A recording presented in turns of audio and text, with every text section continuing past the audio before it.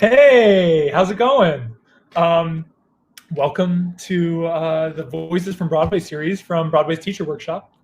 I'm Skylar Fox, and I work on Harry Potter and the Cursed Child on Broadway. I'm the U.S. Illusions and Magic Associate, and what that means is I helped create and set the magic from the London production for Broadway, and then have since worked on setting the San Francisco show and the show in Hamburg, and all of the shows are shut down right now and taking a little break. I hope you're all healthy and safe and in your home, social distancing.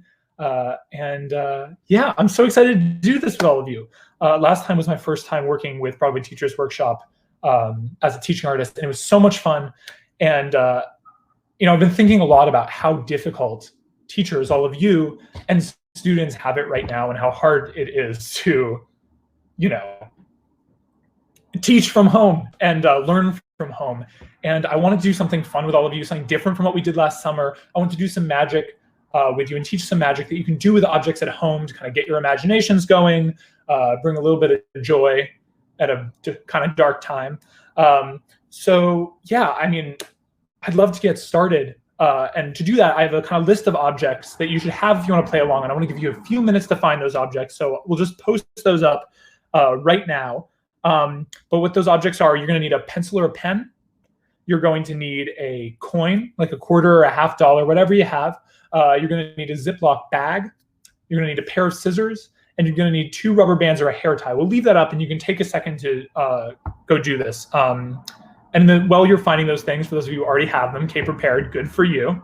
I just want to talk about a couple of things. One of them is how important I think all of your jobs are. Those of you who are teachers and theater students who are still working to teach and learn right now. Teachers, it's very personal. Teachers, you're making my next generation of collaborators and all the people I'm going to work with, and forming their minds, the way they think, and the way they think about making theater. And students, you are that next generation of collaborators. So hi, I can't wait to get to work with you when we're all out of our houses. Great. The one other thing I want to talk about before we get started is keeping secrets. Because we're about to reveal some secrets. We're going to give away some magic secrets right now, right here, online, on video. And here's the basic premise of this. Listen, there are a lot of good reasons not to tell people how the tricks you're learning are done. You can think about this kind of long line of magicians who have created these secrets or kind of refined them in various ways, and how it's their whole livelihood and blah, blah, blah, blah. I think the most important thing, though, is when you're learning and working on and then eventually performing a magic trick, you're giving this little bit of wonder to the people you're performing for, which I think is so cool and so special. And if you do all the work that it takes to create that wonder, you don't want to take it away. So basically, there are 2 main things you have to do to keep the secrets. And the first one is when someone asks you how something is done, don't tell them. Don't tell them. It's so simple, or at least it sounds simple. The difficult part of it is a lot of people will say, I'm going to like it better if I know how it's done. And I can tell you from experience, no one ever likes a trick better when they know how it's done. No matter how many times. In fact, the people who say that like it the least, because they'll tell you and they'll really convince you, and you'll be fooled. I've been fooled. And you'll tell them. And what you're going to see when you tell those people who say, no, I'm the one who likes knowing how it's done more. I don't like being tricked.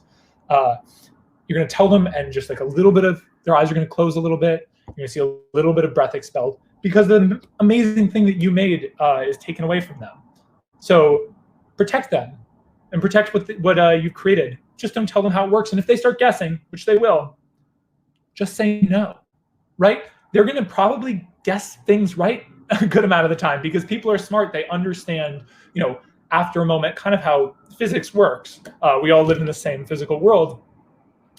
But if you say, if they guess a certain way and you say, no, that's not it, it's even more amazing. Okay, that's thing number 1 you can do to protect secrets. And thing number 2 is practice. Practice these things before you perform them. Now, they're going to feel really silly and stupid. To be fair, I picked some tricks that we can teach in half an hour, right? Online. I've never taught online before. I don't know how this is going to go. Could be a big mess. But the thing you can do to make these really good is work on them. Practice. Practice before you share them with people, and then practice sharing them with people. You have a captive audience.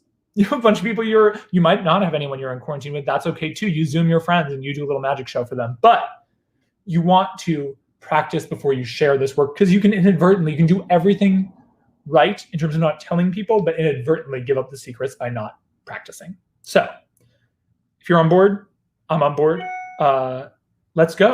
Let's try to actually learn some magic. So the first thing I'm going to do, the first trick today, it actually reveals how a lot of magic is done. It's kind of the principles of all of these tricks go into pretty much everything we do in Harry Potter. So along the way, I'm going to try to touch on elements of magic theory that are important to making all magic work. And this first trick is a trick with a very special substance, a substance that all magicians use, and a substance that is incredibly powerful because it allows us to control inanimate objects. If you see things appear, disappear, levitate, transform, this is probably the culprit. And you see, I have a little baggie of it right here. I don't know if you can see that. I can get that close to can you see that? I hope you can't see that. It's an invisible substance. There's not, if you could see it, you'd know how everything was done. It's a very powerful substance. I keep it in a little baggie right here. And the only way to keep this substance controlled is with the power of Ziploc. So this is an official Ziploc endorsement. Ziploc baggies are the only things that keep this controlled, but I'm going to let a little bit out for all of you to kind of show you how it works. And you see something, it's even afraid of Ziploc itself. So I'm going to actually cut the bag open. So we just have a open bag. It's going to start releasing it any moment now. Great.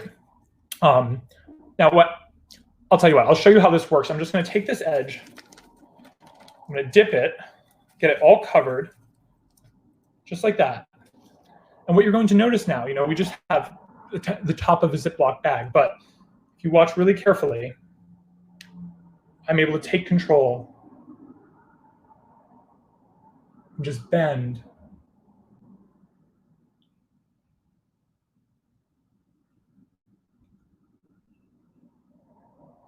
Just like that. And we'll see, we can do it the other way. We just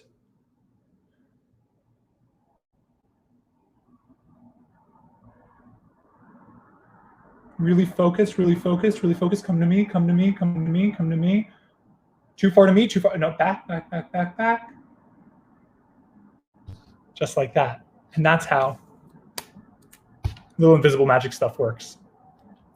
Now, that's our first trick. It's a silly trick. And I want to teach it to all of you. So if we can start by, you can take a plastic bag and cut the Ziploc off of the plastic bag. Okay? You can release all that magic stuff. This is the first trick we're going to work on here today. So you just have this object. We got that? Good. Okay, excellent. So you have this. This is the top of a Ziploc bag. And I just want you to hold it. You're going to look. I'm holding it between my two first fingers right here and my thumb. Just like that. I want you to watch this really carefully. I'm going to hold this close to the camera so you can see. Once you have it just like that, I want you to try pressing your thumb into your fingers and then just moving. You see that? Just moving your thumb very slowly up and down. Just like that. You see, it's such a simple idea, right? Now, you don't want to move quickly. You watch what happens when you move quickly. It jumps back up. But we kind of see, we register the motion a little bit. You want to keep it really subtle and really slow. And it looks like, kind of impossibly, the top of this bag is being magically controlled, when in fact, you're just really subtly moving your thumb at the very bottom. That's the whole trick. You can play with that right now. I encourage you to be playing with that right now. But here's the thing. This teaches us kind of the fundamental core of what I believe about magic, what a lot of magic designers and magicians believe about magic. I'm going to call it like magic theory point number one. Magic isn't a series of moves. It's storytelling. What makes magic special is telling a story. And what you are doing when you do magic is telling a story, right? It's something that you're all great at. You're already in theater. You're already interested in telling stories well. So if I just took this out and said, look, it's the top of a Ziploc bag. Here we go. This way, this way. Isn't that cool? You know, I make it go this way. I make it go this way. I think everyone would be a little like, okay, you know, what's going on here? I don't know if I'm into this. What I tried to do, right, when I was doing it, I have this whole story about magic stuff in a clear plastic bag. You know, I'm thinking about, how do I make this bag meaningful? How do I make the magic that I'm trying to do thoughtful and contextualize it? And how do I take this kind of strange object, like you'd never see the top of a Ziploc bag out in the world, make sense as the object that I'm doing this trick with, right? So I'm telling a story, but fundamentally, you could tell any story you want. I mean, this could be a story about, you know, like the bacteria left over from your sandwich you ate from this bag earlier. It could be the ghost of your pet snake trying to eat you, you know what I mean? Trying to attack you, and whenever you look, it jumps back. But then it tries to kind of get you again and jumps away. Whatever story you want to tell, but what makes this magical is, again, not rubbing your thumb up and down on a Ziploc bag. I hope we can say that. It's telling a story as you do it, right? It's something you're all good at. So as you're playing with this, think of different stories you can tell about, you know, how to make this work and what kind of story you're telling that makes the magic really special. All right, that's trick number one. Play with this. Please play with this. Perform it for your friends. I think they'll really enjoy it. It's a silly trick, but it's kind of surprising how cool the movement of this object is. Great. Okay, we're going to drive ahead to trick number two. This is a little more, we're going to like get a little more advanced. In fact, I'm going to stand up for this trick, I know, just like that. So this trick, I'm going to show you, I'm going to teach you doing this trick, how to make an object disappear. It's really important in magic to be able to make things disappear. I'm sure we do it in Harry Potter. I'm sure you want to do it at home. This trick teaches another fundamental magic lesson. So this is how to make an object disappear. We're going to start. I'm going to use this green ball. I think it's a little more visual. You all might have coins or something, but I'm going to use this green ball. All right, you can just look at that normal green ball, nothing up my non-existent sleeves. And you're going to need one more item. You're going to need a magic marker. That's right, a magic marker. I'll use a Sharpie. Buy it at Staples. Buy it online. You know, buy it online. Don't go to the store right now. Stay healthy. Stay safe. Here's what we're going to do. Okay, you're going to take your magic marker. This is like a stay-at-home magic wand, right? And you're going to hold your object in your hand. Just close that in your hand. Watch this. What we're going to do, we're going to go wave the wand, say 1, 2, 3, and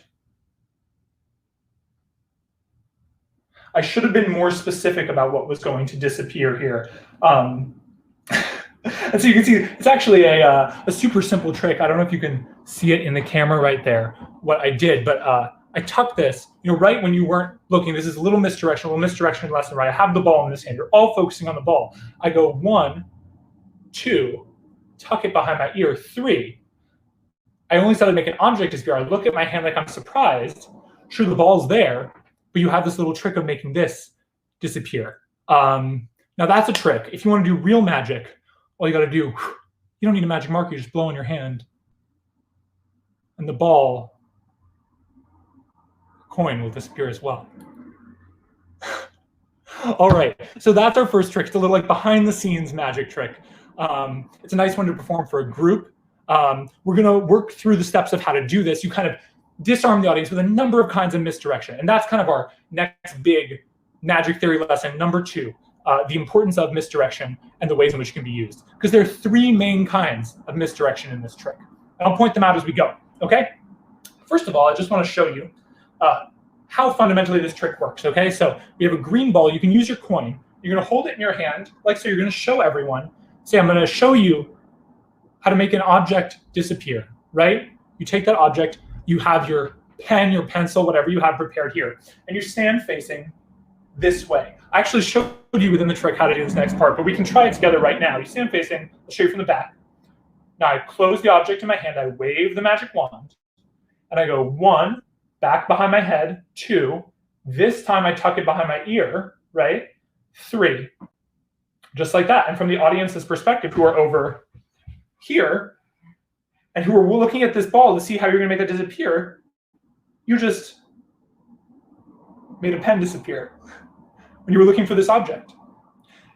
Now that part I already showed you. Let me show you how you make the ball disappear. I put this back in my fist, and I turn around to show you all how the pen trick was done. This is an important moment, right? I have this in my fist. I turn, and as I lean down to show you what I'm doing, I'll stand up on my tiptoes so you can see, just sticking the ball in my pocket, coming back away with a fist. So what it looks like to all of you is you saw the ball right here, but I'm showing you, look, see, I have this thing right here. I come back up. As far as you know, the ball is still there, right? I've already done the magic, but you didn't know because you were looking at the pen. The thing that fooled you before actually is able to still fool you again. And it's going to fool your audiences again too, right? Point to the pen, we explain, you say the ball, you gesture with this hand. That's when, you say, if you want to make the real ball disappear, and give it a little tap with this hand, again, a misdirection to make people think, oh, you stole the ball, you put it in this hand, make it disappear, and disappear from here, right? It's a little cap on that sign. It feels really, really magical. Let's talk about the kinds of misdirection that are in that trick as we work through it, right? So the first kind of misdirection is attention misdirection. This is probably what you notice the most as we work through this. Attention misdirection is about where you draw your attention. And you do that with your voice, you do that with your words, you do that with your body. You're drawing attention to things all the time when you're performing, right? So I have the ball right here, and I'm actually using this magic marker to point here. This hand is out. This is where the attention is. I can get away with 1, 2, 3, because I told everyone to look here, right? So that's a verbal attention misdirection. There's also a physical attention misdirection, which happens later in the trick. I turn this way, and I lean into you to show you and point. And you see, I don't turn and put my hand in my pocket and then lean in and point. I attach that little sneaky move to a moment where I'm literally saying, look right here. And I stand back up, hands in the same position. No reason to think I did anything differently, right? So that's what I'm doing. That's attention misdirection. The next thing we're going to talk about is temporal misdirection. Temporal misdirection is using time to misdirect. And the way you use temporal misdirection in this trick is you basically want to keep the real magic, the thing that we know is making the trick work, as far away from where the audience thinks the magic is happening as possible. Think about it. The ball's gone from my hand. I talk to you for another 30 seconds, right? Over here, gesturing with his hand, the ball is in this hand. So you assume the ball's in this hand. The magic trick's been over forever. It looks like it just dematerializes because the moment that was sneaky, we hid in time. We hid further back in time. Excellent. Okay, the third kind of misdirection, and this is a little bit trickier. It's a physical kind of misdirection. It's called tension misdirection. Different from attention misdirection. This is tension misdirection.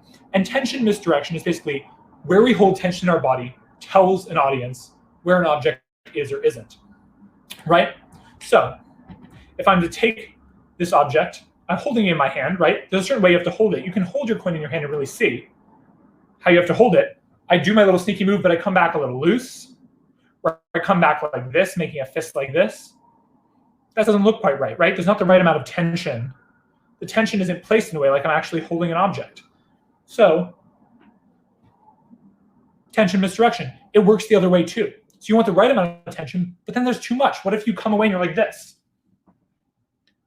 Starts to feel sneaky, starts to feel weird. Why are you holding your hand like that? You want to be careful to keep it easy and relaxed. Nothing sneaky's happened, right? Of course it has, but nothing sneaky's happened. That's the trick. So misdirection, learning, I think there's something like 47 different kinds of misdirection, but these are the 3 most common ones that you're going to find in magic. Pay attention to the moments where you're misdirecting and think about how you can use storytelling. Like, think about it. This moment isn't just attention misdirection because I'm pointing and saying it's the pen. I'm saying this was the real trick, right? The story of this is I'm going to show you how this trick worked. And it was a silly trick where I stuck a pen behind my ear, right? It's all storytelling. And misdirection is a way of using storytelling to create a sense of joy and wonder. Great. Trick number 2. We're moving fast. We're moving through the list because I want to teach you 1 or 2 little more things. And I want to teach you some things using some rubber bands, if that's all right. We're going to use our rubber bands. But my rubber band is special. I'll tell you how to make yours special. Don't worry.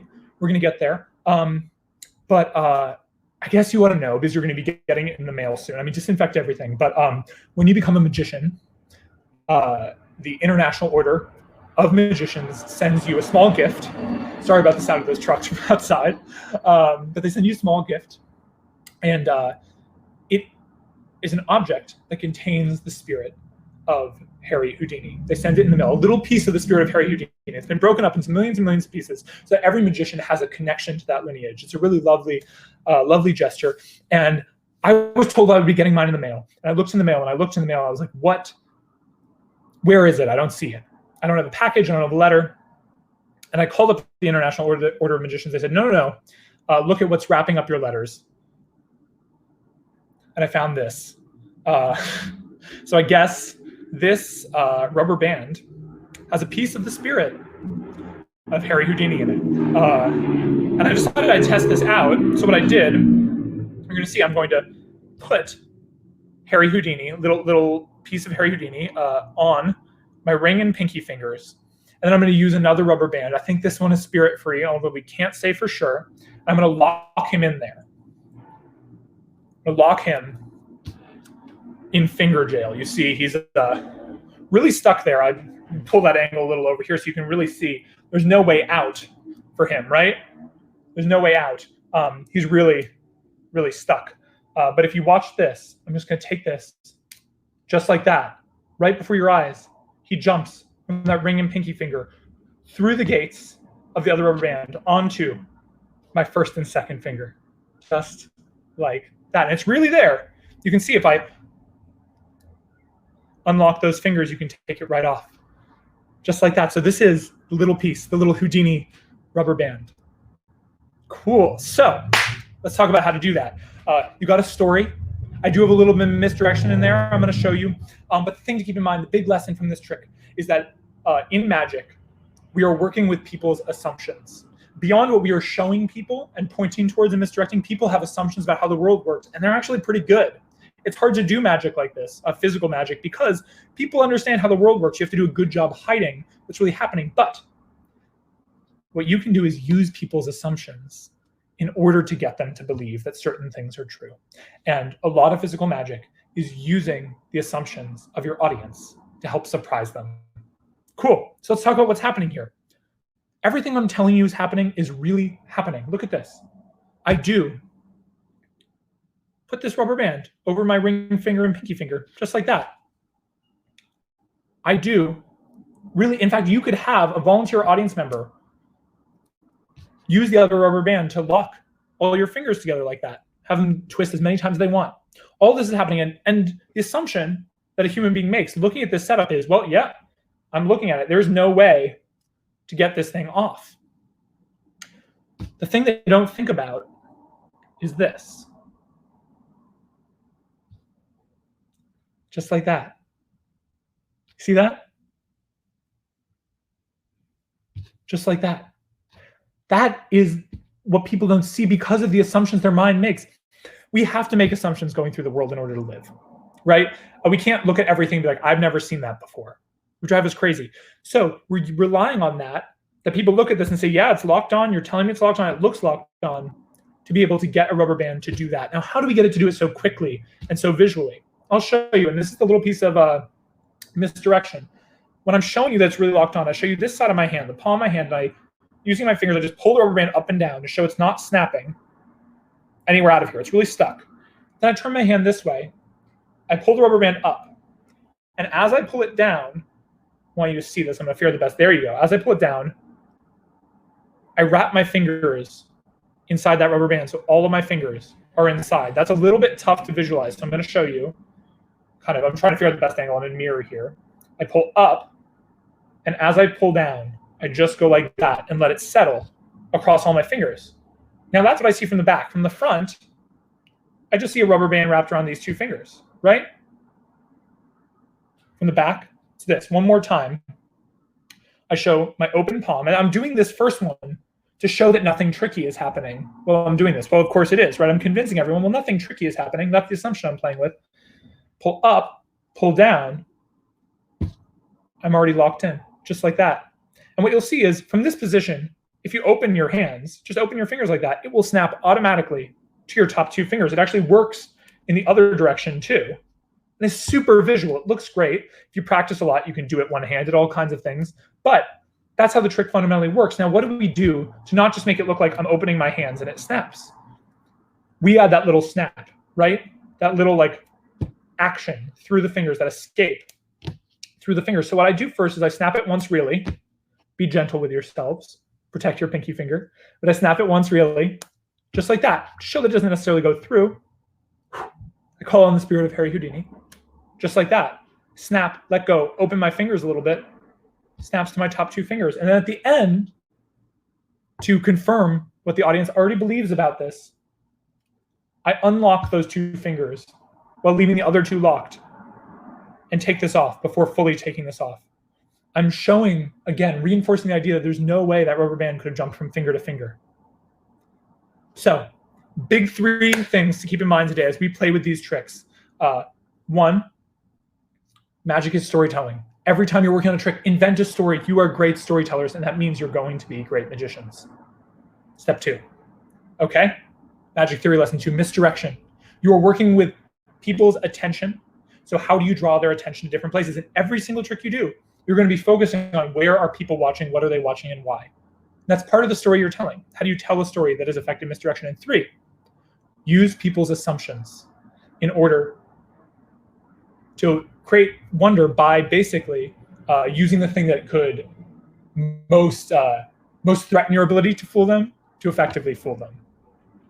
Those are our 3 big lessons for today. If it's all right with you, and I see the comment section right here, I'm kind of reaching the last few minutes when I'm supposed to be with you, but I want to be able to either answer questions about what you're doing and what you're working on with these tricks, or I can answer questions about working on Harry Potter, about designing magic for theater, about magic in general, about what I've been cooking recently, because I've been cooking some really interesting things.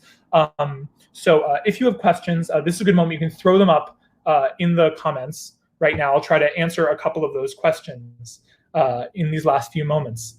In the meantime, what I'll say is this is a perfect time to be practicing and learning and playing with and creating magic.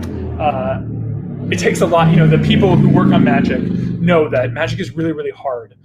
Even these tricks, doing them really well and doing them in a way that's surprising and wonderful is hard. So use the time to practice. Use the time to make something really special, because if you work on that, it will be special. I just got a question about what I'm cooking. I'm making some fresh pasta tomorrow. I'm making like a pea mint ricotta ravioli with some artichoke hearts and lemon, pistachio cream. I think that's going to be exciting. Well, that's a good question. Wayne, how do you recover when a trick goes wrong? It happens to me all the time. It happens in Harry Potter all the time. That's why I have a job. It's a great question. I think the truth is you have to remember that an audience doesn't know what's supposed to happen in the trick.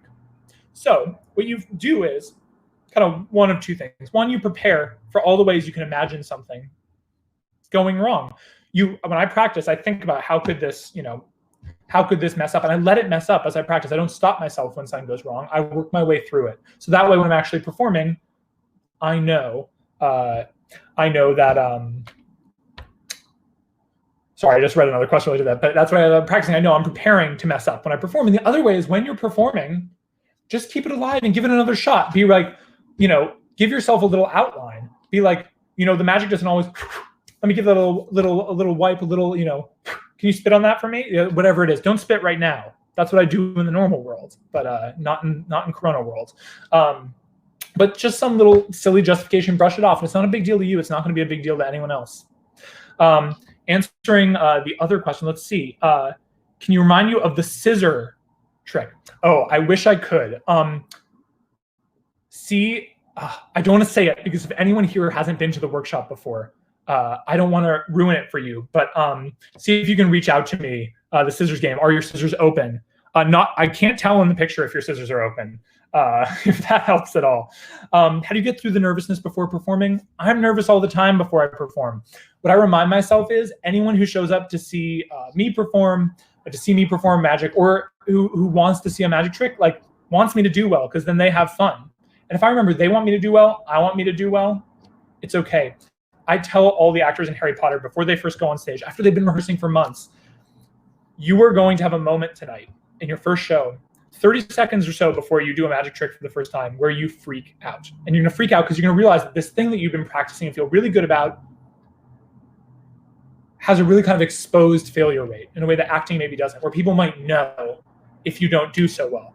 And the truth of the matter is, we get back to that point, they don't know. They're here for the story and they're here to support you. So what you just remind yourself is, I'm practiced, I'm prepared, and I'm ready. And that's the best way to get through being nervous. How do you misdirect the ball if you don't want them to learn where the pen went? That's a great question. You can play with that for a second. I mean, there are all kinds of ways. If you look at, I'm in my bedroom, so excuse seeing my bed for a second, but if you look at the table, something I can do right here, if I have the ball right here, how do I distract them? You can make the ball disappear just by picking it up like that. And really, I just pushed it onto my lap. So if you don't want to show them where the pen went, right, you can put the ball on the table, say, well, I have the ball right here, blow on it, make it disappear.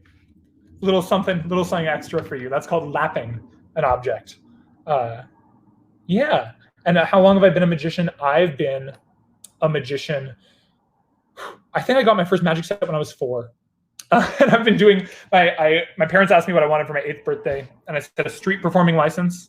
I grew up in Boston. I started street performing when I was 8, probably ill-advisedly. Yeah, it was it's an amazing thing to do as you are growing up. It's getting to be about time to wrap up. I'll answer one more question. What's the hardest illusion we do in Harry Potter? That's a great question. And it depends on the person because everyone has different skill sets. But I can say that polyjuice is really, really hard. For those of you who've seen the show or know Harry Potter, we use some polyjuice potion in the show. And it is so difficult because it is so simple. It is a very exposed trick. There aren't, there's no wires. There's no magic contraptions. We were working in a very simple way, doing something that I think is so joyful and wonderful, and I love it in the story. I just want to thank you all for taking the time to be here. Thank you for teaching theater, for learning theater. It's so important. Pam, how are you doing? Thank you so much for doing this. I have to say, I think we could all use a little magic these days, and it was so great to have you brighten our afternoon by working on those 3 tricks.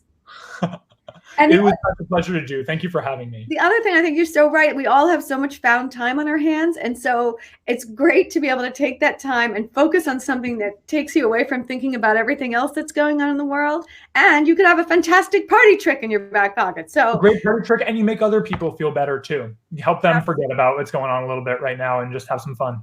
Oh, well, you are the best for being here. Thank you so much for sharing with us today. Thank you so much. We look forward to seeing, just all of you out there, we look forward to seeing you this summer at the Broadway Teachers Workshop.